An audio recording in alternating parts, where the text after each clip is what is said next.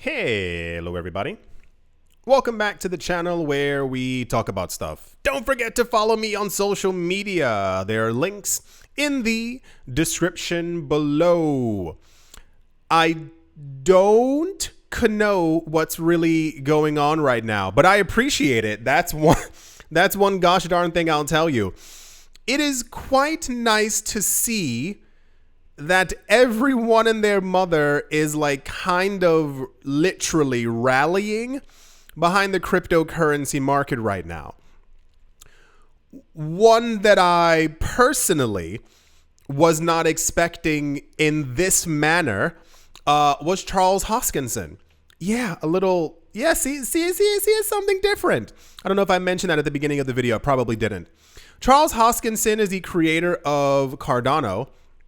And up until like six months ago, usually was causing a lot of problems within the cryptocurrency space and calling people names. But for some reason, if you missed it, Charles Hoskinson has become very buddy with the people from Ripple and is looking to now integrate in some sort of way to XRP. Charles Hoskinson and the Cardano people are also now looking to integrate in some sort of way to Bitcoin. And I'll give it to you this way so we can move on.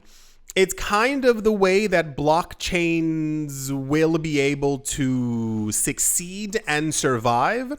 It's kind of like latching on to the hero, and then therefore you also like end up in the photo that ends up in the newspaper, and people go, that guy was with the hero, like that kind of thing. The integration has a lot to do with DeFi and the future of Bitcoin. We've talked about Bitcoin staking before. It's basically going to be similar to other coins staking, where basically you take your Bitcoin, you put it into another blockchain, and you get like a passive income from having it on that protocol, which we are like this close to, and very rich people are paying attention to that because it adds another layer. Not only are you just holding on to Bitcoin that continuously rises in value, but you're also getting like a good 4, 5, 6, 7% automatically from your money. And I told you I'm going to definitely pay more attention to that once that's on crypto exchanges and stuff like that.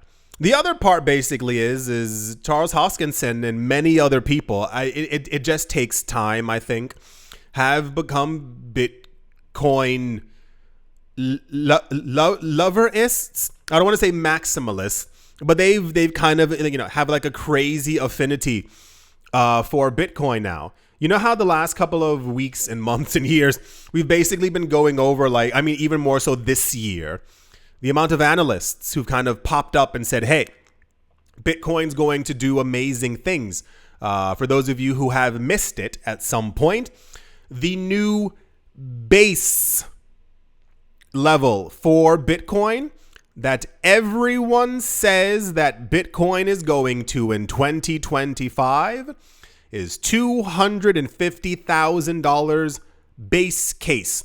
Over and over, it's the same number that we have consistently heard also last year.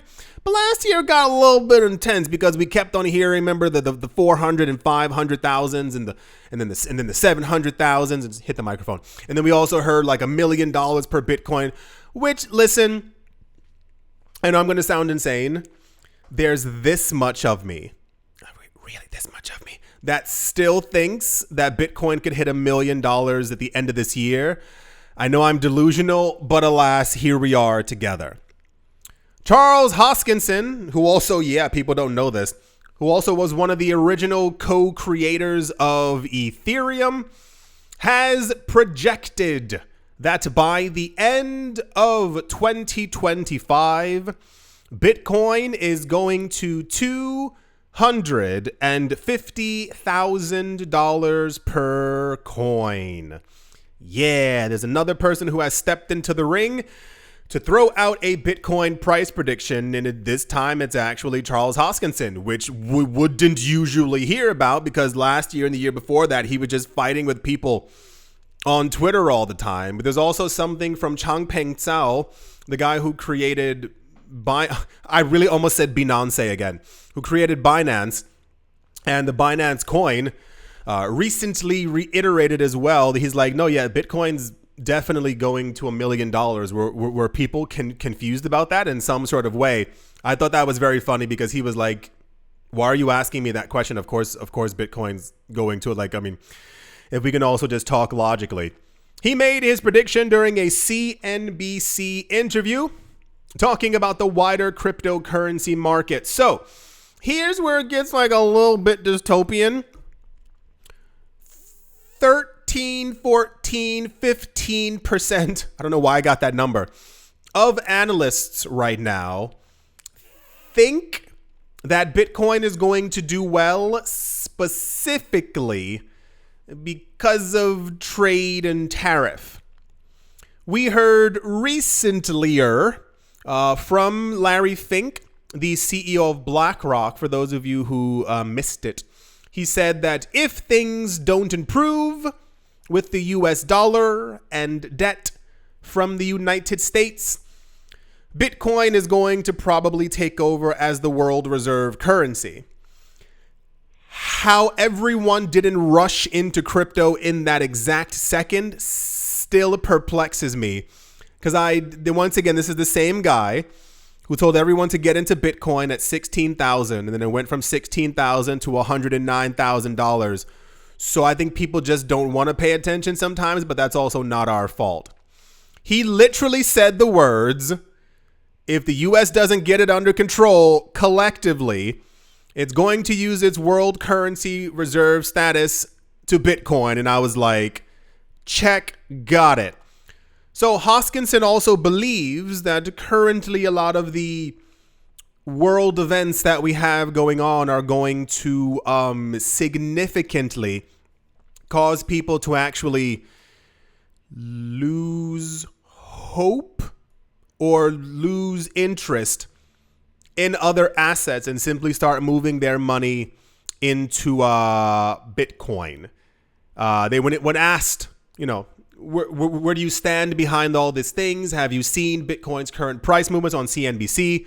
Where do you think Bitcoin will be? He said, no, Bitcoin will be over $250,000 by the end of this year. Among the factors that might drive such a dramatic price surge, Hoskinson pointed to the Federal Reserve. The Federal Reserve, the Federal Reserve. If you've missed it at any point, every analyst, and I'd say this this way, if you've seen recently Jerome Powell standing on stage, the head of the Fed, he literally was like, no, I'm going to move rates when I want to move rates. But people think that recent market turmoil is going to force him to use rates. Do you remember when this man said, remember in like 2021, 2022, when inflation was like 97%, he got on stage and was like, I don't care. He's like, I know your rent is going up. I know food's more expensive, but the US dollar is more important. I'm not lowering interest rates. And people were like, and everyone was like really shocked. Yeah, that's the kind of person he is. So there was another bank. This was a couple of weeks ago. They're expecting thrice. They think the Fed's going to lower interest rates 3 times this year. And I'm like, I don't know where you're getting your optimism from, but I would love a spoonful. He said, then you'll have a lot of fast, cheap money, and then it'll pour into crypto. This was about the Fed lowering interest rates in response to market pressures. He also said, and I mean, this also makes a lot of sense as well. He said it's also the new rules and regulations. Yeah, I know it sounds boring, but it's actually quite exciting because we lived in a world where the regulators from the SEC gave us zero. They gave us zero regulation for the cryptocurrency market. It didn't make any sense. How are you regulating, not giving any regulations? And now since January, in case you've missed it, we've gotten a hefty amount of legislation and laws and rules, and apparently more coming. I think the SEC is having some kind of a round table or a square table. Something's happening relatively soon where they're going to actually give like proper, like really information what constitutes a security, what constitutes a commodity, what certain coins are. Like, I'm very shooketh that we're going to actually have some real rules moving along in. But yeah, I was not expecting Charles Hoskinson to say something nice about Bitcoin, because historically we've seen a lot of other things. But as it stands right now, April, May, June, we've gone over it. This must be the 18th time at this point. And then even further ahead, why do I keep shaking everything? Even further ahead, every analyst is saying by the end, and I say that this way, I have not seen one analyst who was like, every analyst is giving 250,000 as a base and then higher. So yeah, good times ahead. I hope that you've all enjoyed. I hope you all are having a great day. Hope you all are having a great morning, afternoon, evening, wherever you are, wherever you might be. I do hope it's absolutely fantastic. Thank you all once again for watching, listening, liking, commenting, and supporting. And I will most certainly be talking to you all soon. See you.